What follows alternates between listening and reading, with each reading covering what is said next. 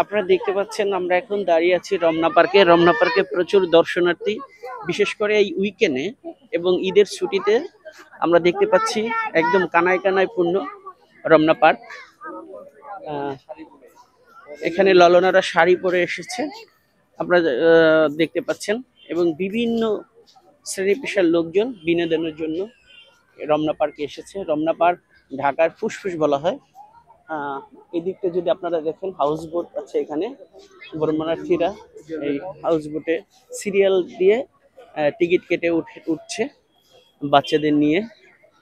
প্রেমিক প্রেমিকা, বাচ্চা, কিশোর সকলে মিলে একদম প্রাকৃতিক যে নৈসর্গিক দৃশ্য রমনা পার্কে, তাই আমরা দেখতে পাচ্ছি। আপনারা দেখতে পাচ্ছেন একদম ঝাঁকে ঝাঁকে লোক প্রবেশ করছে রমনা পার্কে।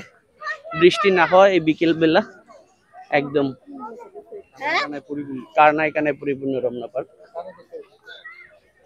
এই দিকটা যদি আমরা দেখি,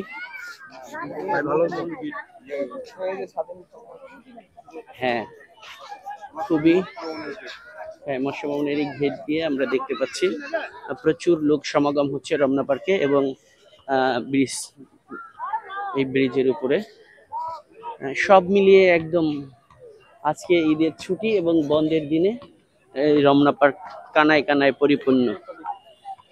হ্যাঁ এই দিকটা দেখো,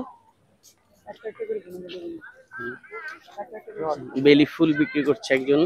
যদিও এর আগে রমনা পার্কের ভিতরে ফুল বিক্রেতা বাদামওয়ালা কিছু ছিল না, এখন এদের দৌরত্ব বেড়েছে। লেকটা দেখাও।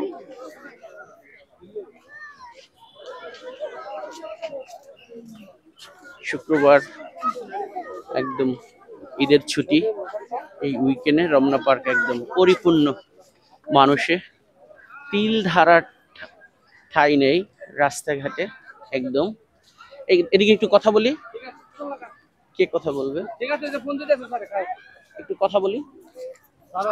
স্যার তো দৌড় দিল, এই বাদামওয়ালা হকার মকার ঢুকে